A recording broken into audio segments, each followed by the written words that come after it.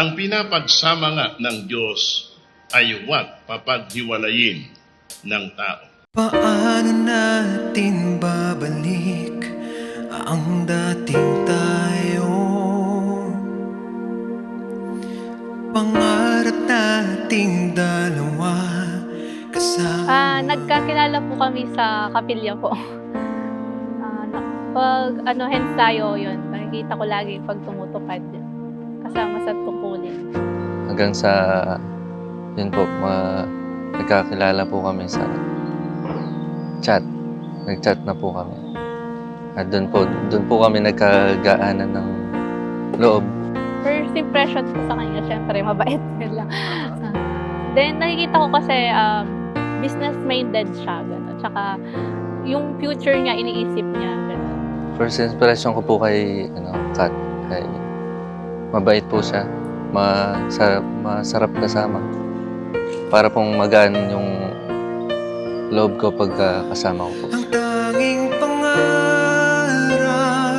ko, lagi akong magbabalik sa mga yakap mo. Ako ay Bali, nung mga panahon na di pa ako kadiwa or binhi pa ako, yun yung medyo mahirap kasi bawal pa yung magjowa nga kasi binhi pa. Yung mahirap kasi mahirap yung magsama kami. Kanya sa kapilya, bawal pa yung labas-labas dun. Naligawan ko po si Kat nung dahil po sa na rin nakakasama ko siya sa gawain. Tapos yun po sa nagkagaanan po kami ng hanggang sa niligawan ko na po siya.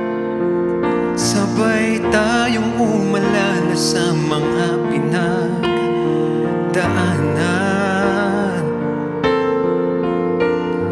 Aminin ng hindi maikuling, ikaw ang hanap. Sana ay pagbigyan ng Bali, yung panliligaw po niya is hinintay niya akong mag-18 years old. Yan. Then sinagot ko siya nung nagkadiwa na po ako. Napili ko po kasi si Kat kasi iba po siya sa lahat eh. Maintindihin po siya sa mga bagay-bagay. Kumbaga po mapagpasyensya siya sa mga bagay. Hindi po mabilis uminit yung ulo. Kumbaga po magka-problema man po kami.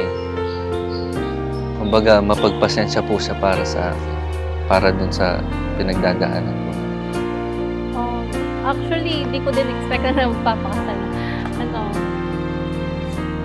Biglaan lang siya nag-propose nung anniversary namin nung December 28. hanggang wakas, hanggang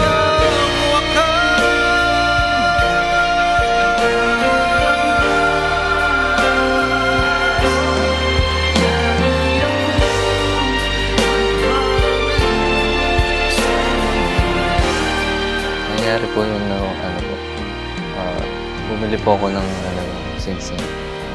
Kasi po, para sa akin, gusto ko na pong parang lumagay po sa tahimik kami dalawa. Nung nasa po kami, sa Bolinao Falls. Yan. Then dun siya nag-propose. At doon po, nung pumunta po kami ng alam niya po, magbabakasyon lang. Tapos yun doon po, nag-propose po ako sa kanya, sa aming dalawa. Expect ko po, lang, kumbaga, mag-banding lang kami doon. Then, bali nag-picture po kami sa gitna ng falls. Nakatayo po kami doon. Then, bigla siyang lumuhod. Then, nag-propose po. nanatili hanggang wakas.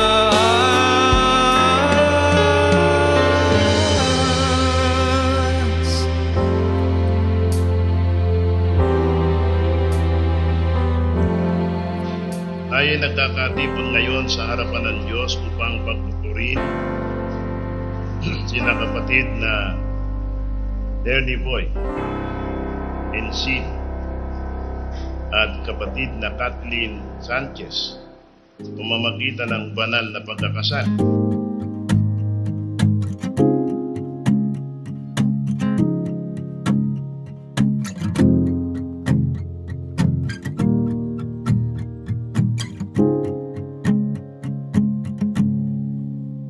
Do you remember when we were young, you were always with your friends? Kapatid na Ernie Boy Inciso, taimtim ka bang sumasang-ayon sa harapan ng Diyos at ng nariritong mga saksi na kunin si kapatid na Kathleen Sanchez na maging iyong tunay na asawa? My heart was beating loud like I've never felt before. You smiling at me like you wanted more.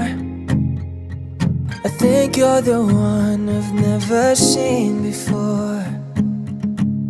I want you to know I love you the most. I'll always be there. Kapatid na Kathleen Sanchez, mataimtim bang iyong sinasang-ayunan tanggapin si kapatid na Ernie Boy Inciso na maging iyong tunay na asawa? I want you to know that you'll be the one, and I'll be the guy who'll be on his knees to say I love you and I need you, and see I die for you. I never knew it would be possible for you to be with me, 'cause you loved someone else back in 73. I was so jealous seeing you with him. Pangako ko na Oh, baby, I know that I can treat you iingatan kita. Then, kung ano man din yung future natin. Yun. Okay na. Una sa lahat, nagpapasalamat ako sa iyo sa mga sakripisyo mo para sa akin. Alam mo naman kung ano yung natin, pangarap natin sa buhay. Kaya sisigapin natin umahon sa kahit mahirap man ang buhay. Magkasama natin tutuparin ang ating mga pangarap. Alam mo naman kung gaano kita kamahal. Kung pag narinig mo to, alam mo naman kung paano tayo bumuo ng pagmamahalan. Sana tumibay pa ang ating pagsasamahan, lalo na sa nalalapit nating kasal. Yun lamang. Mahal na mahal kita, Kat. Yun, B.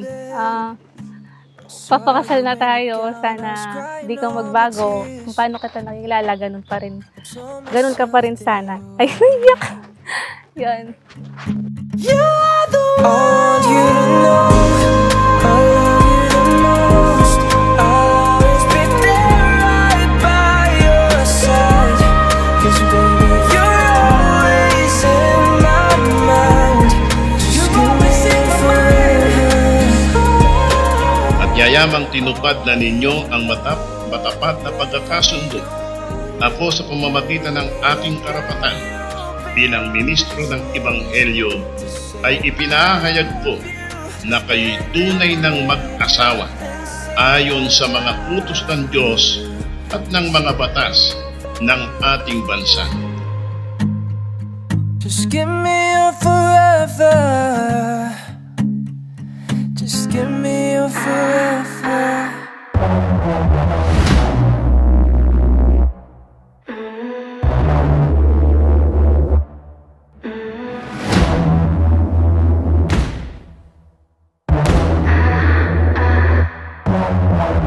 Didn't break me, didn't stop me. It didn't kill me, didn't drop me. Yeah, I can still feel my heartbeat. Like it didn't faze me, didn't move me. It couldn't hold me, couldn't crush me. Yeah, I can still